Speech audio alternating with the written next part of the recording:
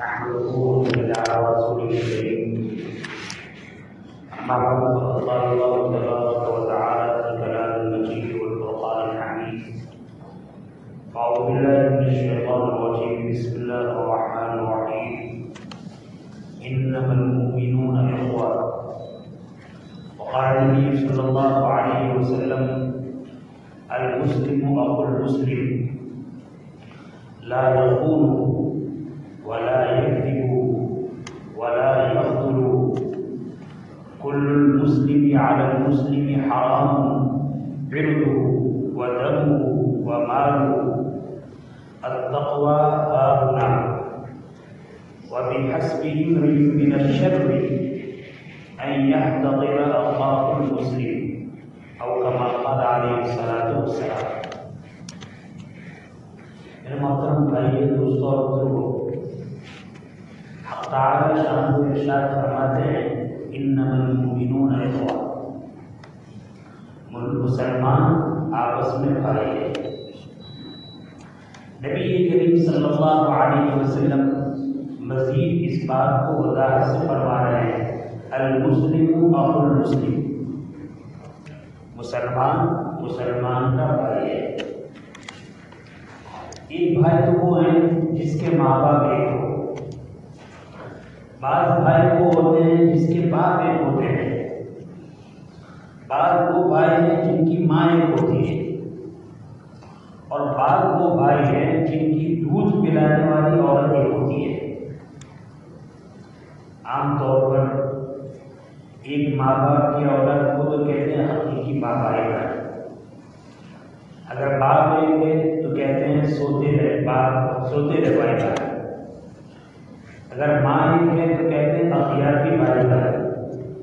اور اگر دودھ پلانے والی عورت ایک ہے تو کہتے ہیں رضائی بھائی کا. یہ سب رشتے ہیں. لیکن شریعت اسلام نے ان رشتوں کے ساتھ ایک رشتہ اور بیان کروایا کہ واقعات یہ سارے رشتے صحیح. ایک ماں باپ کا ہونا، ایک باپ کا ہونا، ایک ماں کا ہونا، دودھ پلانے والی عورت کا ایک ہونا، یہ سب رشتے ہیں. لیکن خود اسلام ایسا مذہب ہے کہ اسلام کا ماننے والا ہر مسلمان دوسرے مسلمان کا بھائی ہے. دیکھو، جس زمانے میں بھائی بھائیوں میں تعلقات تھے، احترام تھا، ہر چھوٹا بھائی اپنے بڑے بھائی کو باپ کی جگہ پر مانتا تھا، اور بڑا بھائی اپنے چھوٹے بھائی کو بیٹے کی جگہ پر مانتا تھا. ایک دوسرے کی خوشی میں، ایک دوسرے کی مصیبت میں، ایک دوسرے کی راحت میں شریک ہونا وہ اپنا فریضہ سمجھتے تھے، اور فریضہ تھا. ایسے موقع پر نبی کریم صلی اللہ علیہ وسلم نے مستقل یہ رشتہ بتایا کہ مسلمان کا بھائی ہے. پھر اس کے بعد بڑی عجیب بات ارشاد فرمایا. اس کے بعد آپ نے ارشاد فرمایا: لا یخون. ایک مسلمان بھائی دوسرے مسلمان بھائی کے ساتھ خیانت نہ کرے. خیانت کی کیا معنی؟ غبن کرنا، دھوکہ کرنا، کمی کرنا، امانت کو ہڑپ کر دینا، ذمہ داری کو پورا نہ کرنا، یہ خیانت ہے. عام طور پر خیانت اس کو سمجھا جاتا ہے: کسی آدمی نے ہمارے پاس کوئی چیز رکھی امانت کے طور پر، جب واپس اس نے مطالبہ کیا تو وہ چیز ہم نے واپس نہیں لوٹائی، ہم اس کو خیانت سمجھتے ہیں. واقعی یہ خیانت ہے، لیکن خالی کسی کا نام خیانت نہیں ہے. ایک بھائی نے دوسرے بھائی کو یہ کہا: میں ذرا سفر میں جا رہا ہوں، میرے گھر کا خیال کرنا، دیکھ بھال کرنا. یہ اس کی دیکھ بھال نہ کرنا یہ بھی خیانت ہے. ذرا بیوی بچوں کا خیال کرنا، بیوی بچوں کا خیال نہ کرے، یہ بھی خیانت ہے. ایک سیٹ اپنے نوکر سے کہتا ہے: تمہاری یہ ذمہ داری ہے، اتنے گھنٹے کام کرنا ہے، کام کرنا تمہاری اجرت ہوگی، اس کام کرنے کے وقت میں تم نے کمی کی، یہ بھی خیانت ہے. خیانت کا مفہوم بہت اونچا ہے. تو فرمایا نبی کریم صلی اللہ علیہ وسلم کے دوسرے رشتے دار تو بہت اونچی چیز ہے، آپس میں مسلمان جو مسلمان کا بھائی ہے ان کو بھی چاہیے کہ ایک مسلمان دوسرے مسلمان کے ساتھ خیانت کا معاملہ نہ کرے، دھوکے کا معاملہ نہ کرے، اس کی مجبوری کا غلط فائدہ نہ اٹھائے، یہ خیانت ہے۔ قربان رہی حضرات صحابہ رضی اللہ عنہ کے حالات پر کہ انہوں نے نبی کریم صلی اللہ علیہ وسلم کے اس ارشاد کو کتنی اچھی طریقے سے لیا۔ حضرت جریر بن عبداللہ بجلی رضی اللہ تعالیٰ عنہ انہوں نے اپنے غلام سے کہا کہ جاؤ مدینہ کی مارکیٹ سے گھوڑا خرید کر لاؤ۔ گئے، ایک آدمی کو دیکھا گھوڑا بیچ رہا ہے، دھان کتنے کا ہے؟ دھان 300 درہم کا، واقعی 300 کا۔ بعد روایت سے پتہ چلتا ہے کہ گھوڑے والے کو اور گھوڑے کو لے کر حضرت جریر کے پاس آئے کہ بھائی آپ نے گھوڑا خریدنے کے لیے کہا تھا، میں نے بھی گھوڑا خریدا ہے 300 درہم کا۔ حضرت جریر بن عبداللہ رضی اللہ تعالیٰ عنہ گھوڑے کی خریداری میں اور گھوڑے کے معاملے میں بہت مہارت رکھتے تھے۔ کون سا گھوڑا بہت زیادہ تیز دوڑنے والا ہے، کون سا چھلانگ لگانے والا ہے، کون سا حملہ کرنے والا ہے، کون سی کس کی کیا قیمت ہوتی ہے، کس میں کیا خوبی ہے، کس میں کیا کمال ہے، بہت اچھی طرح جانتے ہیں۔ اور اس اعتبار سے قیمت کا بھی اندازہ کرتے تھے کہ مارکیٹ میں اس کی اتنی قیمت ہونی چاہیے۔ اب گھوڑے کو دیکھا تو اس کی خوبیوں کو پہچان لیا، پہچاننے کے بعد اندازہ کیا کہ میرے وکیل نے جو گھوڑا خریدا ہے وہ کم قیمت پہ خریدا ہے، یہ گھوڑا اتنی قیمت کا نہیں ہے۔ مالک سے کہا کہ ہمارے وکیل نے جو گھوڑا خریدا ہے قیمت میں کوئی گڑبڑی کی؟ کہا نہیں، انہوں نے کہا کتنا؟ میں نے 300 درہم کہا، اور 300 درہم کا سودا ہوا ہے۔ تو دیکھیے صحابی کی شان، خیانت سے بچنے کا حال۔ حضرت جریر کہنے لگے کہ میں ایک گھوڑے کی قیمت 400 درہم دینا چاہتا ہوں۔ مدینہ کی مارکیٹ میں، مدینہ کے شہر میں، مدینہ کی مسجد میں، مدینہ کی سوسائٹی میں اور مدینہ کے معاشرے میں نبی کریم صلی اللہ علیہ وسلم نے جن افراد کو تیار کیا تھا اور مسلمان بنایا تھا اور صحابہ بنایا تھا وہ کیسے تھے؟ بیچنے والا کیا کہہ رہا ہے 300 درہم، خریدنے والا کیا کہہ رہا ہے 400 درہم کا۔ اس عالم میں چاہے مکہ مکرمہ ہو، چاہے مدینہ منورہ ہو، چاہے سورت ہو، چاہے دہلی ہو، چاہے مکہ ہو، ایک ایسا خریدنے والا قدر ہے کہ بیچنے والا ہے 300 درہم اور خریدنے والا ہے 400 درہم کا۔ اگر باقی خریدنے والا جانتا ہے کہ اس کی قیمت 300 برابر ہے، پھر کیوں کہے گا 250 میں دے دو، 350 میں دے دو، 250 میں دے دو، 250 میں دے دو؟ وہ 300 دینے کے لیے تیار نہیں ہوگا، اور دے دیا تو 300 دے گا، 300 کے اوپر 10 روپے 10 درہم زیادہ نہیں دے گا، وہ تو کھینچا داری کرے گا، اتنا ہی کم دے گا۔ اور اچھی چیز کو جتنی چھیتر پیٹی کے ساتھ، جتنی شادی جوڑ کے ساتھ، جتنی عیاری کے ساتھ، جتنی چالاکی سے کے ساتھ کم قیمت میں خرید لیا، وہ سمجھتا ہے میرا کمال ہے، ماسٹر مائنڈ۔ کیا سمجھتا ہے وہ؟ Master mind. میں نے دیکھو کیسا کپڑا لگایا ہے، 300 کی چیز کو 250 میں خرید لیا، جانتا ہے پورا پریشان ہے، اس کی یہ قیمت نہیں، پھر بھی ایسا کر رہا ہے اور اس کو کمال سمجھتا ہے۔ تو وہ مالک کہتا ہے گھوڑے والا کہ بھائی میں تو اپنی چیز 300 میں لینے کے لیے تیار ہوں، اگر آپ 400 میں لیں تو مجھے کیا ہے منظور ہے، مجھے 400 دے دو۔ حضرت جریر کہنے لگے نہیں، یہ سودا ہے مجھے منظور نہیں۔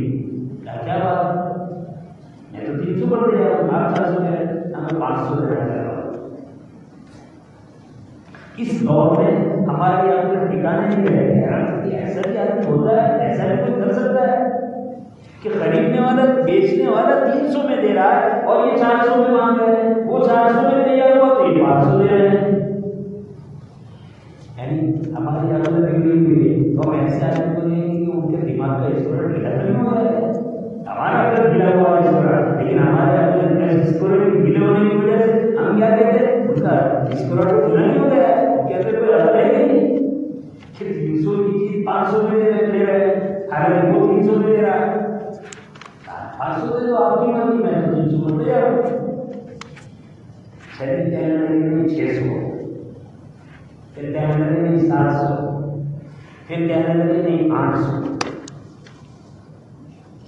نبی کریم صلی اللہ علیہ وسلم نے جو مسلمان تیار کیے تھے، جو ایمان والے تیار کیے تھے، جو صحابہ تیار کیے تھے، وہ صحابہ عقل کے اعتبار سے، دماغ کے اعتبار سے خالص اللہ کو رضا کرنے والا، راضی کرنے والا ظاہر کرتے تھے، بیچارہ تدبیر کرتے تھے۔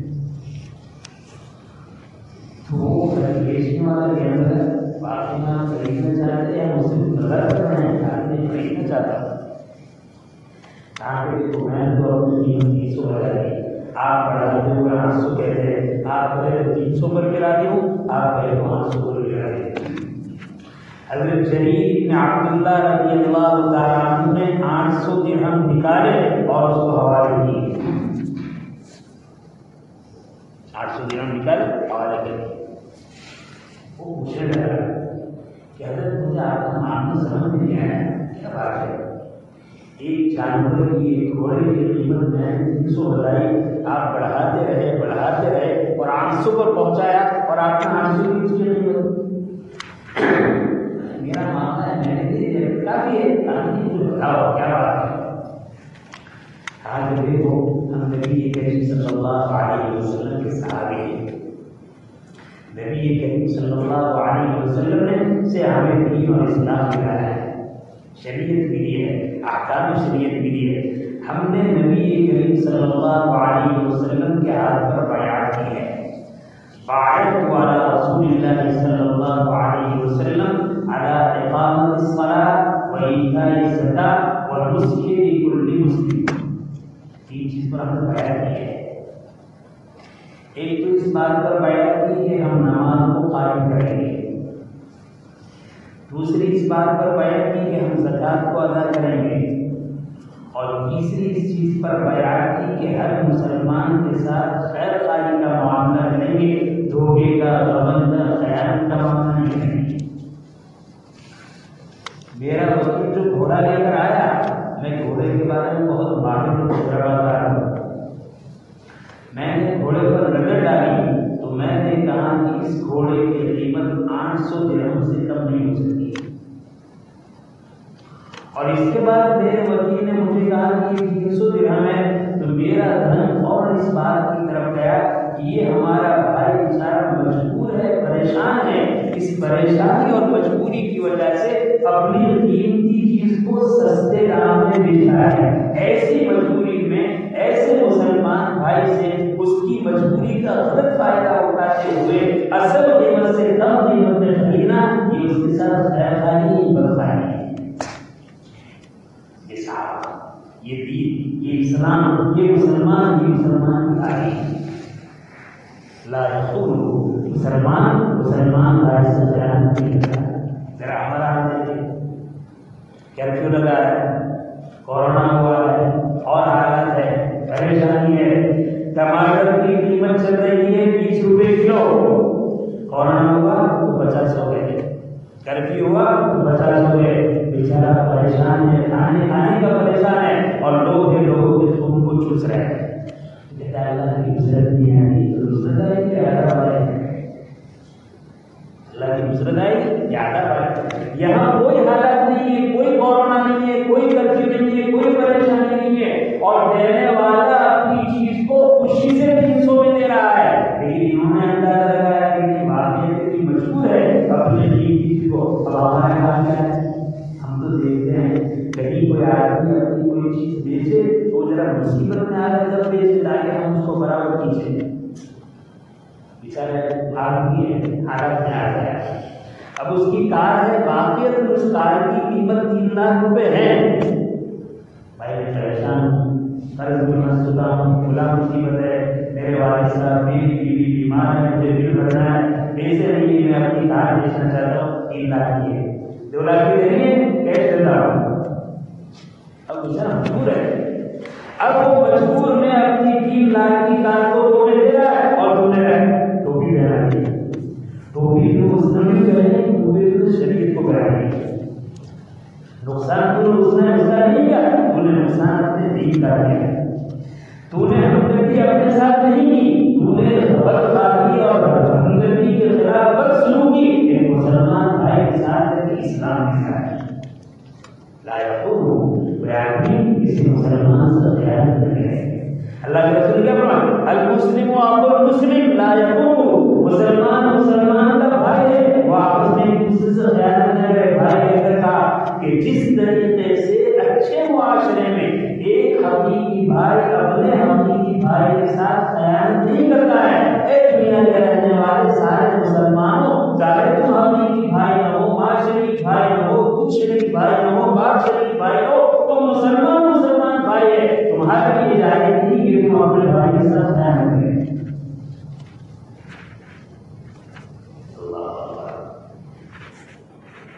آگے ولا یکذب, دو طرف آ گیا, ولا یکذب ولا یکذب, ولا یکذب, اور اپنے بھائی کو جھوٹی بات نہ کہے. اور صاحب یہ پرانی بات ہے, مارکیٹ میں تو سب سے پہلے سچ کو ہٹانا پڑتا ہے. جھوٹی سے مارکیٹ کی ابتدا ہوتی ہے, کاروبار کی ابتدا جھوٹ سے, لین دین کی ابتدا جھوٹ سے, اور دھوکہ سے اور فریب سے. شریعت کہتی ہے اپنے بھائی کو جھوٹی بات نہ کہو. یہ چیز بیچ رہو, ہاں کتنے میں خریدیے, ایمان سے کہتا ہوں 500 روپے کی پڑتی ہے. کیسے 500 روپے کی پڑتی ہے؟ گھر میں لائے 100 روپے کی, بیوی کو بیچی, پھر بیٹے کو بیچی, پھر بہن کو بیچی, پھر بھائی کو بیچی, پھر باپ کو بیچی, پھر اس سے 450 روپے کیا 450 روپے کے 500 روپے لگوانا ہے. اس کو دھوکہ دے رہا ہے, اس سے تو اس طریقے سے چھیڑخانی کر رہا ہے. رزق رہنے والا تجھے, رزق رہنے والا اللہ ہے, کیا وہ تجھے نہیں دیکھ رہا ہے؟ گنجائش ہے, ہیلا ہے, جائے ہے, ہیلے سے ڈھکیل دو اس کو. اسی ہیلے پر خبر آئے گی. اگر اس ہیلے پر تم نے غریبوں کا خون چوسا ہے, اس ہیلے پر تم نے مسلمانوں کو دھوکہ دیا ہے, یقینا اللہ تمہیں نہیں بخشے گا. جھوٹ نہ کہو. آج تو تلاش کرنا پڑتا ہے بستی میں کون آدمی ہے جو سچا ہے. تلاش کرنے کے بعد مشکل سے ملتا ہے کہ کون آدمی سچا ہے, جو بھی جھوٹ ہے.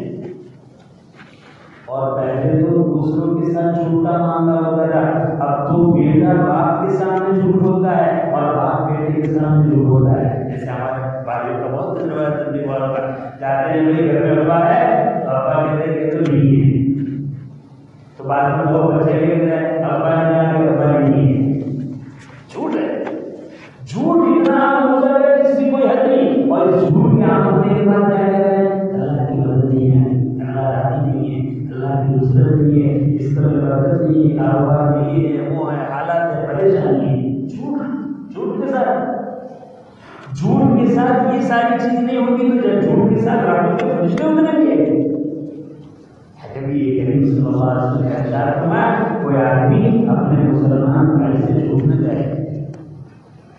بعض روایت ولا یکذب, اپنے بھائی کو نہ جھوٹا ہے.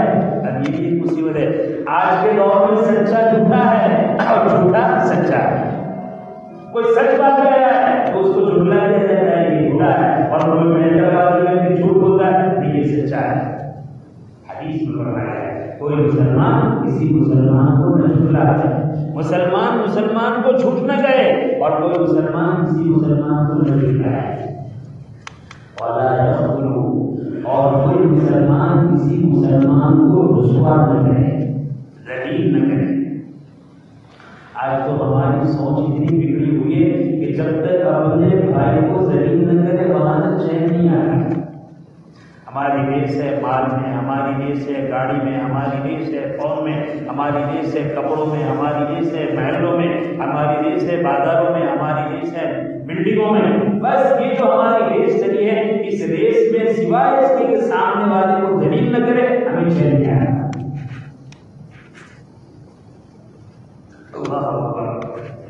ایسے لوگ تھے, ایسے مسلمان تھے جو رسوائی سے بچنے کا کتنا اہتمام کرتے تھے اور اپنے بھائی کو رسوا ہونے سے بچانے کا کتنا اہتمام کرتے تھے.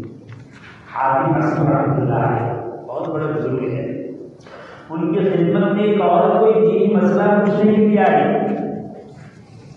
اور دینی مسئلہ پوچھتے ہوئے اس کو آواز سے بھی خالی ہو گئی، وہ بیچارے شرمندہ ہو گئے۔ حضرت حاتم اسد نے اپنا آپ کو بہرا بنا لیا، کیا سنائیے کیا ہو، کیا پوچھ رہے ہو؟ اس نے ذرا زور سے کہا اور زور سے بولو۔ حاتم نے اپنا آپ کو بہرا ڈال کیا تاکہ اس کی روح پر جو اس کو شرمندگی ہوئی تھی وہ شرمندگی کا احساس ہو جائے۔ یعنی وہ یہ سمجھے کہ حاتم کہہ رہے ہیں میں جو بھی آواز سے نکالی وہ انہوں نے سن لی، سامنے والی عورت کو شرمندہ رسوا ہونے سے ذلیل ہونے سے بچانے کے لیے اپنے آپ کو بہرا بنا لیا، پھر ہمیشہ اسی طرح بہرا کیا گیا اور لوگوں میں حاتم اسد مشہور ہو گئے۔ صحابہ سیرت پر حیران ہو جاتے ہیں۔ حضرت عمر رضی اللہ تعالیٰ عنہ اپنے ساتھیوں کے ساتھ بیٹھے ہوئے تھے، درمیان میں ایک آدمی کو ہوا نکلی اور ہوا آہستہ سے نکلی، آواز سے نہیں، لیکن ہوا کی وجہ سے بدبو آئی۔ تو حضرت عمر رضی اللہ تعالیٰ عنہ نے مجلس والوں سے کہا کہ بھائی جن کو ہوا خارج ہوئی ہو، جن کو ریح نکلی ہو، وہ وضو کر لیں۔ یہی حضرت جلیل بن عبداللہ رضی اللہ تعالیٰ عنہ اس مسجد میں موجود تھے، بڑی عجیب بات ارشاد فرمائی، کہا کہ حضرت اگر آپ کی اجازت ہو تو سارے مجلس والے ہی وضو کر لیں، کیوں؟ تاکہ جس کی ریح خارج ہوئی اس کو شرمندگی ہو، رسوائی ہو۔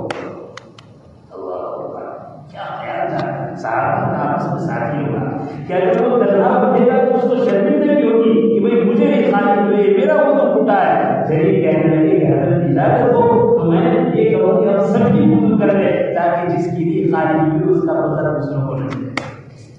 یہ مسلمان ہے، لا مسلمان دوسرے کو رسوا نہیں کرتا ہے، اور آج موقع آتا ہے تو رسوا کرنے پر آتا ہے تو نہ اولاد ماں باپ کو چھوڑ دیے، نہ ماں باپ اولاد کو چھوڑ دیے۔ اولاد بھی ماں باپ کو نہیں چھوڑ دی رسوا کرنے، اور ماں باپ کی اولاد ایسے ماں باپ بھی بگڑے ہوئے ہیں اپنی اولاد کے ساتھ، ایسا بے معاملہ کرتے ہیں، ایسی بکواس کرتے ہیں، ایسی بدگوئی کرتے ہیں، ایسی بددعائیں دیتے ہیں، حیرت ہوتی ہے، تصور سنا۔ اور ایسے بگڑے ہوئے ماں باپ کی وجہ سے بعض اولاد بھی ایسی بدماش ہوتی ہے کہ وہ اپنے ماں باپ کے ساتھ ایسا معاملہ کرتی ہے رسوائی کا، ہمیں حیرت ہوتی ہے۔ اب اسٹوڈنٹ ہے اور اس کا باپ بیچارہ مزدور ہے، کام کر رہا ہے بسیرے میں شراب اور وہ ساتھی پوچھ رہا ہے کون ہے، میری کہتا میرے والد بزرگوار ہے، وہ کہتا میرے گھر کا نوکر ہے، مزدور ہے۔ ولا یقتلوا، اور مومن دوسرے کو مومن کو رسوا نہیں کرنا ہے۔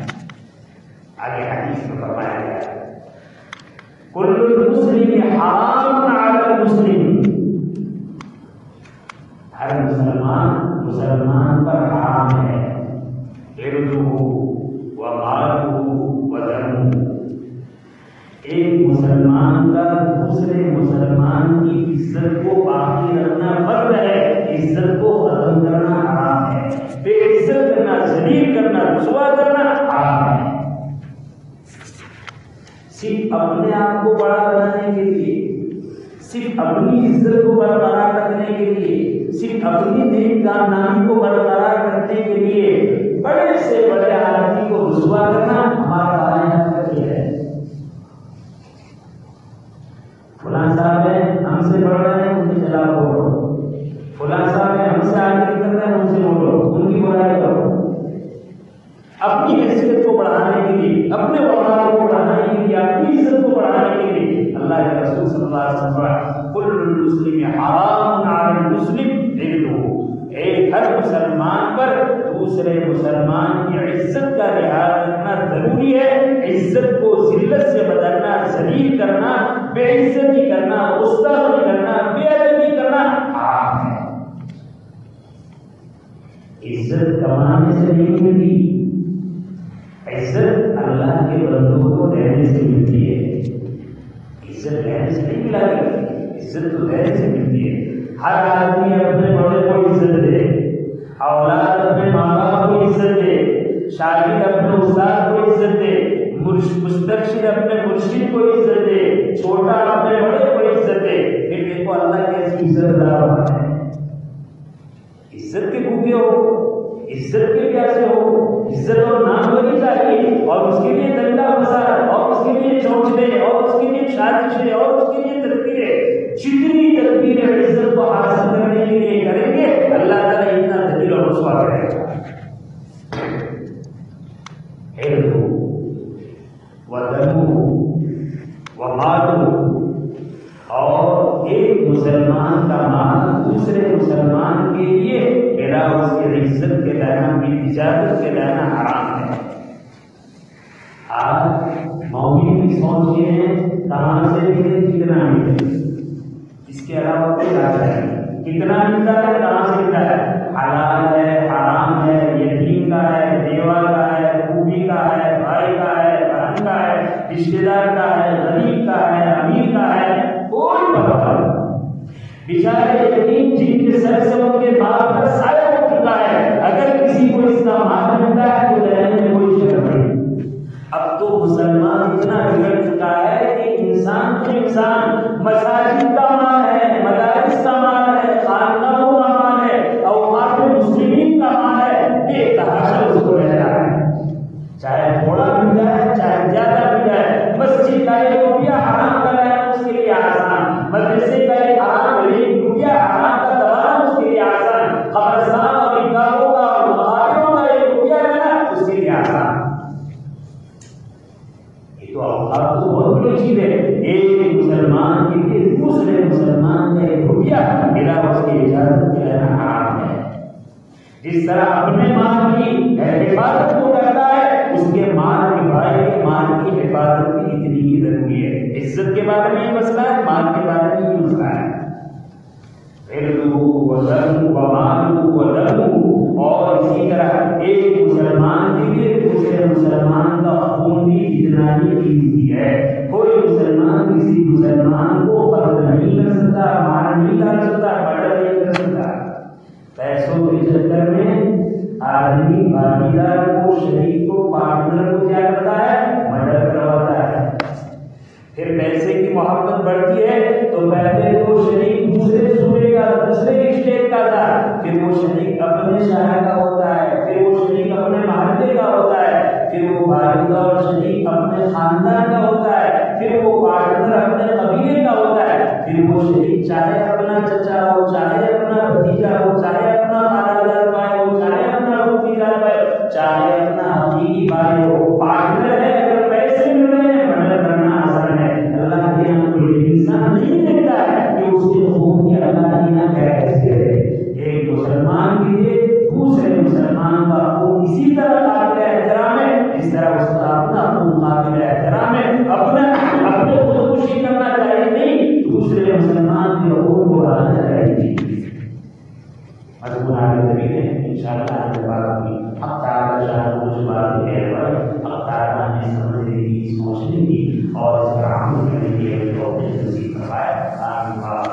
الحمدللہ رب العالمین، الحمدللہ رب العالمین، عدد خلقه ورضا نفسه وزنة عرشه ومداد كلماته، اللهم لا عصي لنا عليك انت كما اثنيت على نفسك، اللهم صل على محمد كلما ذكره الذاكرون، وصل على محمد كلما غفل به الغافلون، ربنا آتنا في الدنيا حسنة وفي الآخرة حسنة وقنا عذاب النار، ربنا لا تزغ قلوبنا بعد إذ هديتنا وهب لنا من لدنك رحمة إنك أنت الوهاب، اللهم اصلح لنا شأننا كله ولا تكلنا إلى أنفسنا طرفة عين، فإنك تعلم خائنة الأعين وما تخفي الصدور، إلهي الحب تنزع ہمارے جماعت کو قبول فرما، ہمارے گناہوں کو معاف فرما، ہمارے خطاؤں سے درگزر فرما، ہماری سیئات کو حسنات سے بدل فرما۔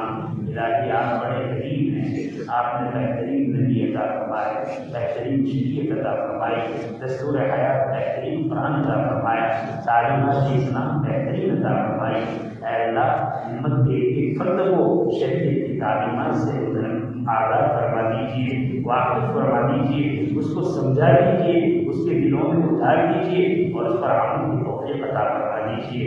الہ العالمین، ہم شریعت کی تعلیم سے یہ حضور ہے، اور صحیح طریقے سے دور ہونے کی وجہ سے غلط طریقے ہماری زندگیوں میں آ چکے ہیں، ہماری معاشرت میں آ چکے ہیں، ہمارے گھروں میں آ چکے ہیں، ہمارے کاروبار میں آ چکے ہیں، ہماری ہر چیزوں میں شریعت کے خلاف شرع کام آ چکے ہیں، ہر طور طریقہ آ چکے ہیں، اور اس کی بے برکتیاں اور اس کی نحوستیں ہم بھگت رہے ہیں۔ الہ العالمین ہمیں سچی تعلیم سے مالا مال فرما، اس کے انوار اور برکات سے مالا مال فرما، زندگی کے ہر شعبے میں، زندگی کی ہر لائن میں، چاہے وہ معاملات کی ہو، چاہے معاشرت کی ہو، چاہے اخلاق کی ہو، چاہے عبادت کی ہو، نبی کریم صلی اللہ علیہ وسلم کی تعلیمات کو سیکھ کر اپنی زندگی میں اتارنے کی توفیق عطا فرما۔ اے اللہ ہماری بگڑی بنا دے، اے اللہ ہمیں صحیح سمجھ نصیب فرما، اے اللہ ہمیں ہدایت نصیب فرما، اے اللہ آپ نے جو عقل دی تھی وہ عقل دنیا میں آخرت کو بنانے دی تھی، اے اللہ اسی عقل کا غلط استعمال کر کے ہم نے دنیا کو سنوارا ہے اور آخرت کو برباد کر دیا ہے۔ الہ العالمین عقل صحیح نصیب فرما، عقل کا صحیح استعمال نصیب فرما۔ الہ العالمین سر کے بعد سے لے کر پیر کے تلے تک ایک ایک عضو کا صحیح استعمال نصیب فرما۔ ہر عضو آپ کی امانت ہے، اے اللہ ہم نے اس کا غلط استعمال کیا ہے اور ہم خائن بن چکے ہیں، اے اللہ خیانت آپ کو پسند نہیں ہے، خیانت سے آپ کی مصلحتیں اٹھ جاتی ہیں، آپ کی غذا اٹھ جاتی ہے، اے اللہ ہر چیز میں ہمیں امانتداری کا لحاظ اور خاص نصیب فرما، خیال نصیب فرما، اور اس کے انوار اور برکات سے ہمیں مالا مال فرما۔ الہ العالمین ہمارے پریشان حالوں کی پریشانی کو دور فرما، ہمارے بیماروں کو شفا کاملہ عاجلہ دائمہ مستمرہ نصیب فرما، قلب میں ڈوبے ہوئے کو قلب کو اس قلب سے خوشی نصیب فرما، قلب میں محبوس کی رہائی کی شکلیں پیدا فرما، مظلوم کو مظلومیت سے نکال دے، اے اللہ مظلوم کی دستگیری فرما، ظالم کو ظلم سے روک دے، اے اللہ ہر خیر کو مقدر فرما، اے اللہ ہر شر سے ہماری حفاظت فرما، اے اللہ زندگی بڑی قیمتی ہے، زندگی کے اوقات بڑے قیمتی ہے، اور جو وقت دیا ہے بے انتہا مبارک ہے، اے اللہ قیمتی زندگی کے قیمتی اوقات کو اے اللہ بہترین مہینے میں بہترین کاموں میں صبر کرنے کی توفیق عطا فرما۔ اے اللہ ہمارے اوقات ضائع ہو رہے ہیں، لغویات میں، گناہوں میں، فضولیات میں، اے اللہ اس سے ہماری حفاظت فرما، اے اللہ اس سے ہماری حفاظت فرما، اے اللہ ہم سے ہمارے اوقات کے بارے میں سوال ہوگا، اے اللہ اس سوال ہونے سے پہلے اوقات کے صحیح استعمال میں سعادت نصیب فرما، ہمارے آپ نے خیر مقدر فرما کر جب شروع اور فتن سے ہماری حفاظت فرما، جو کچھ مانگا وہ بھی عطا فرما، جو کچھ رہ جائے اس سے بڑھ کر اور بہتر آپ کی ساتھ پیمانی نصیب فرما۔ الہ العالمین ہمارے دعا کو اپنے کرم سے، اپنے اسماء حسنہ کی برکت سے اور اعداد انبیاء و رسول علیہ الصلوۃ والسلام سے قبول فرما۔ ربنا تقبل منا انك انت السميع العليم وتب علينا انك انت التواب الرحيم، وصلى الله تعالى على خير خلقه سيدنا ومولانا محمد وآله وصحبه اجمعين، آمين برحمتك يا رب۔